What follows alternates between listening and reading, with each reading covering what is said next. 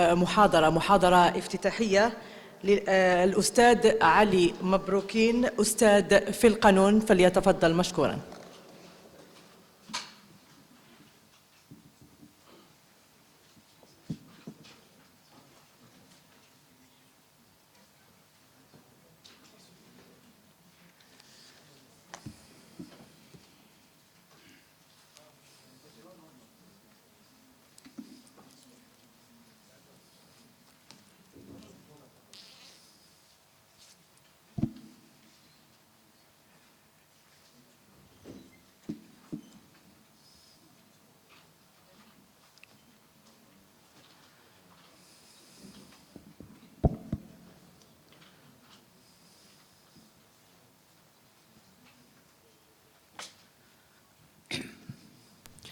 بسم الله الرحمن الرحيم والصلاة والسلام على رسول الله. سيد رئيس المجلس الوطني الاقتصادي والاجتماعي والبيئي، سيد وزير الداخلية والجماعة المحلية والتهيئة العمرانية، السيد مدير العام للمدرسة الوطنية للإدارة، سيداتي سادتي، سيكون تدخلي بلغة الفرنسية، ولكن أثناء الحوار سأجيب على الأسئلة التي تطرح وستطرح باللغة العربية. Le sujet que m'a confié, je voudrais ici l'en remercier, mon ami, le président du Conseil national économique, social et environnemental, concerne les variations, les différentes variations, évoquées d'ailleurs également tout à l'heure par Monsieur le ministre de l'Intérieur, sur les variations sur l'éthique du service public.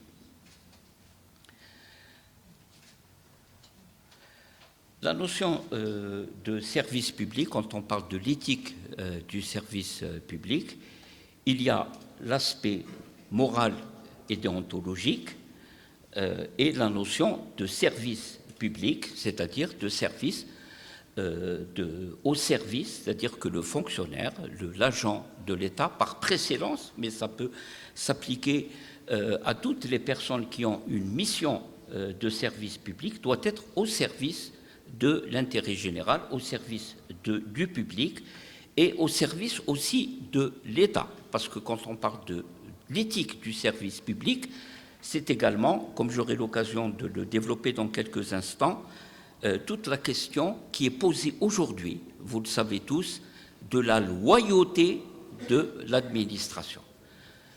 Et donc, cette évolution de la notion d'éthique et de service public, cette notion a évolué à travers le temps, 60 ans d'indépendance. Au départ, l'éthique de service public était connotée idéologiquement et politiquement, c'était être au service de l'option socialiste. Et puis, à partir de la Constitution libérale du 23 février 1989 et l'instauration du multipartisme, la consécration et la constitutionnalisation de l'économie de marché, la notion d'éthique a pris une dimension beaucoup plus large parce qu'elle concerne en fait la sauvegarde de l'ensemble des libertés fondamentales que la Constitution, notamment, parce qu'il faut partir du texte le plus élevé dans la hiérarchie des normes, consacre à cette notion. La notion de service public, elle a toujours connu une consécration implicite. On ne parlait pas d'éthique du service public, mais implicitement, elle figure dans l'ensemble des textes.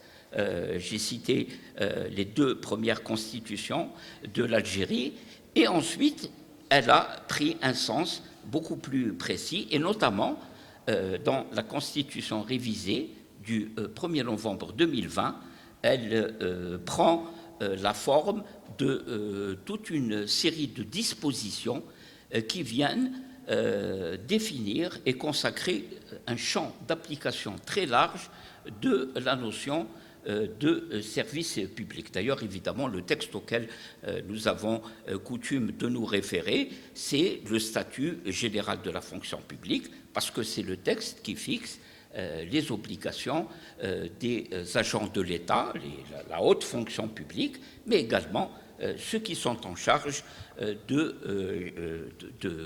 d'exécuter les décisions de l'administration. Ce que je voulais, un point sur lequel je voulais beaucoup insister, parce que nous sommes tous ici dans cette salle, et comme l'a rappelé tout à l'heure le président du Conseil national économique, social et environnemental, au service de notre pays et désireux que notre pays se redresse et qu'il ne peut se redresser que si il accorde à la notion de service public et à l'éthique du service public une importance que, hélas, au cours de ces 2 dernières décennies, il n'a pas eu. Je voudrais vous inviter à réfléchir sur le paradoxe suivant. Pendant les 2 dernières décennies, jamais l'Algérie n'a adopté autant de textes définissant les obligations du fonctionnaire et de l'agent de l'État vis-à-vis aussi bien des citoyens que de l'État lui-même, et notamment, comme l'a dit le ministre de l'Intérieur, de l'utilisation transparente des fonds publics. Jamais la loi sur la prévention et la lutte contre la corruption, mais aussi le nombre de conventions internationales auxquelles l'Algérie a adhéré. Eh bien, il y a ce paradoxe, des textes de plus en plus exigeants quant à la notion de service public et une pratique qui allait complètement à rebours de ces exigences et dont témoignent aujourd'hui les procès que nous connaissons.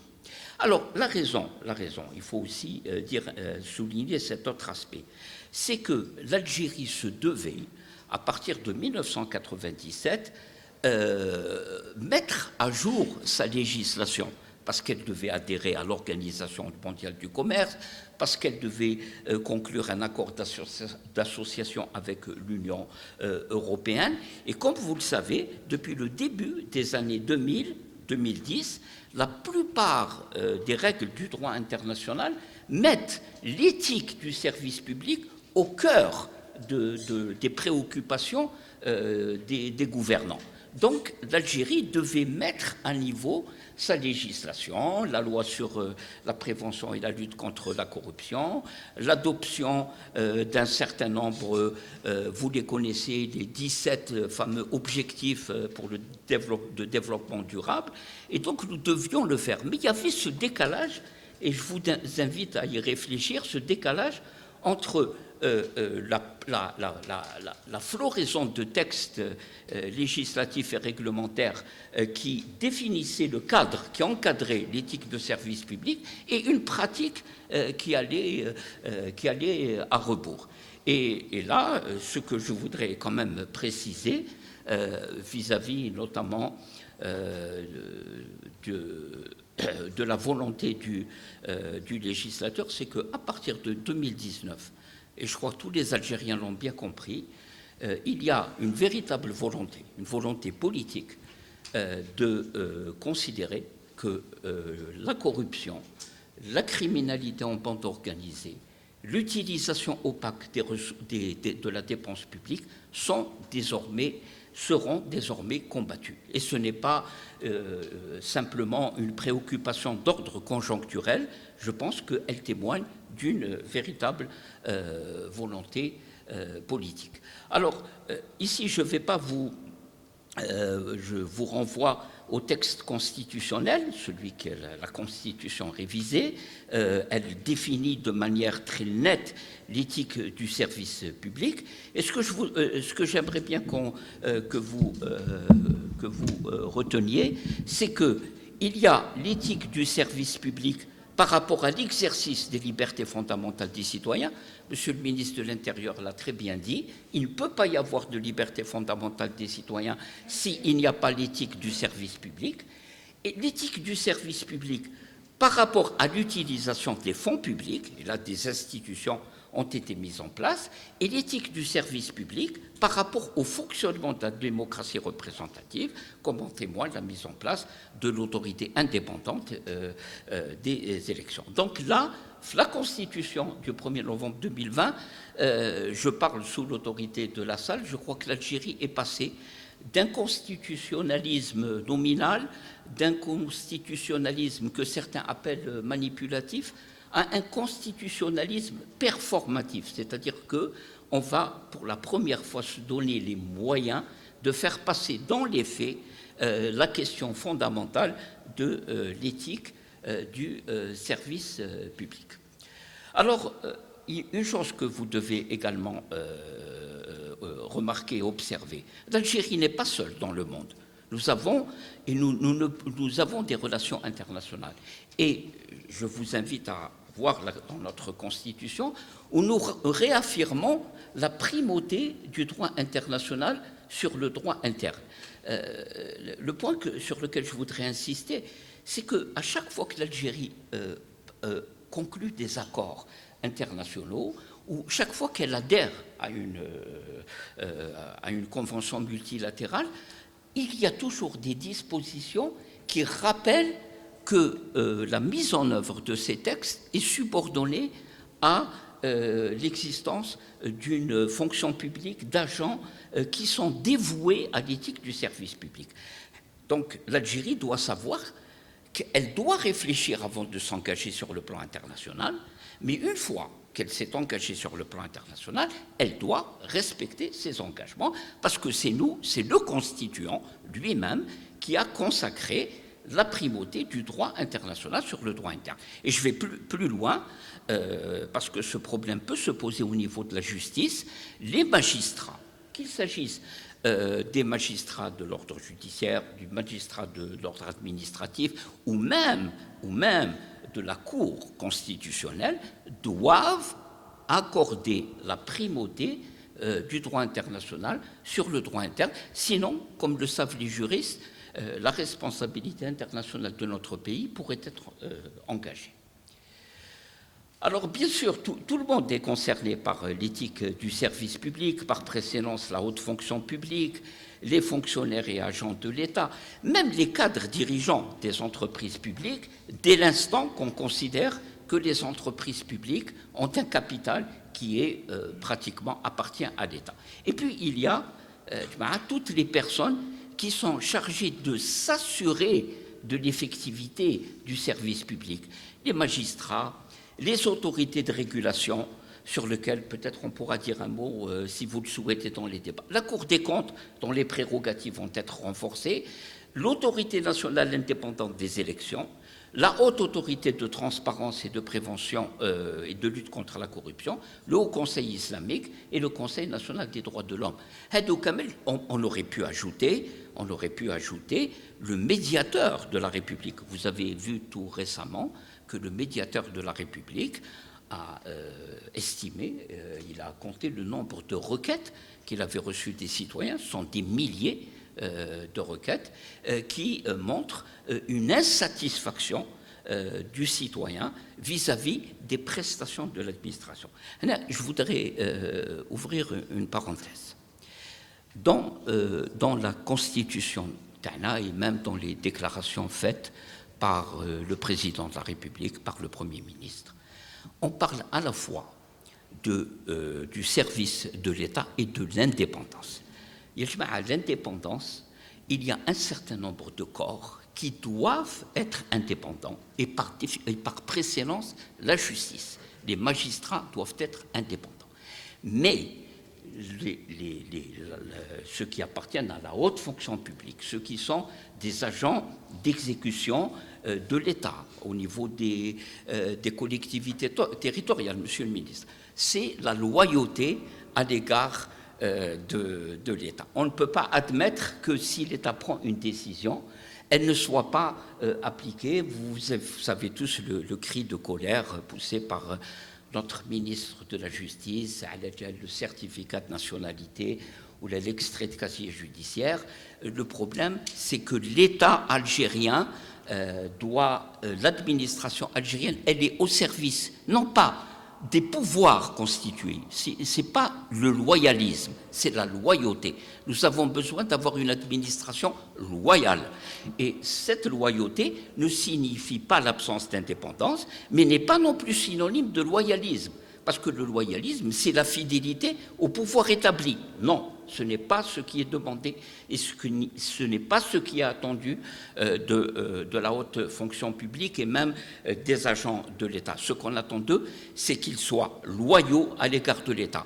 Et vous avez bien vu que toutes les décisions qui sont prises, une fois que la décision a été prise, elle doit être exécutée. Alors, parmi les revendications qu'il y a, et sur ce plan-là, la tâche qui attend le Conseil national économique, social et environnemental, Monsieur le Président, elle est énorme parce que les citoyens algériens veulent être associés à l'élaboration des décisions. C'est ce qu'on appelle la question si vous voulez, de la société civile qui veut participer d'une démocratie participative. Mais en même temps, et là ça peut être également l'objet d'un débat, on ne peut pas transposer dans la fonction publique le management participatif qui existe dans les entreprises. Donc là, il faut aussi qu'on pose la question de la perception du citoyen algérien du service public. La moralité des agents de l'État, qui chauffe le phénomène un peu récurrent de ce qu'on appelle la corruption passive, la violation des textes pour satisfaire un intérêt privé, l'engagement insuffisant de fonctionnaires dans l'exercice des missions qui commandent compétence et rectitude, la question de l'accès au grand corps de l'État. Toutes ces questions ont été évoquées par le Premier ministre récemment, qui a rappelé aux fonctionnaires leurs devoirs et qui, je vais vous dire, le citoyen algérien n'a aucune prévention à l'égard des hautes autorités de l'État. Il n'y a pas de prévention à l'égard des hautes autorités de l'État. Il y a un manque de confiance à l'égard de ceux qui sont chargés d'exécuter des décisions de l'État. هذيك الثقة ما كاش ثقة المواطن موش مع السلطات يعني الوظيفة المسؤولين أو السلطة التنفيذية أو السلطة التشريعية. لا, il y a une appréhension, un lien de confiance entre ceux qui sont chargés d'exécuter et ceux qui, évidemment, sont des usagers du service public. Donc je reprends, loyauté, loyalisme, indépendance. La loyauté et l'indépendance ne sont pas antinomiques l'un de l'autre. Quand on parle, par exemple, du cas des magistrats, les magistrats rendent la justice, mais dans un cadre déterminé. Ils ne peuvent pas faire prévaloir des intérêts privés. Ils sont contrôlés par le Conseil supérieur de la magistrature. Ils peuvent être sanctionnés. Donc l'indépendance, ça veut dire la non-immixtion de pouvoir extérieur dans l'office du magistrat notamment. Et je dirais la même chose concernant les responsables des autorités de régulation. L'Algérie, elle a mis en place des autorités de régulation. Il faut qu'elles jouent leur rôle. Les autorités de régulation ne peuvent pas être des appendices de l'administration. On a vu récemment que pour la téléphonie mobile, l'autorité de régulation de la Poste et des communications électroniques a infligé des amendes aux 3 opérateurs. Je pense que c'est une bonne chose de laisser les autorités de régulation faire correctement le travail. Bon, c'est beaucoup plus compliqué dans le domaine de l'électricité et du gaz, si vous le savez, mais je pense que c'est dans ce sens que nous allons. Le citoyen ne perçoit pas le changement. Hein. Le changement, il est en train de se faire. Et je pense que notre responsabilité, à nous tous, c'est d'expliquer aux citoyens qu'il y a un changement ne peut pas se faire du jour au lendemain, mais l'Algérie, elle est engagée dans un chemin vertueux et il suffit simplement de fixer le cap, les responsabilités pour que nous puissions arriver. J'espère que il me reste combien de temps, madame? 5 minutes, pas plus. Il y a un autre problème, c'est la motivation des fonctionnaires. On constate que les fonctionnaires taouana sont parfois peu motivés. Et ça pose évidemment le problème de l'éthique du service public, parce qu'il n'y a pas d'éthique du service public si les fonctionnaires ne sont pas motivés. Quelles sont les causes?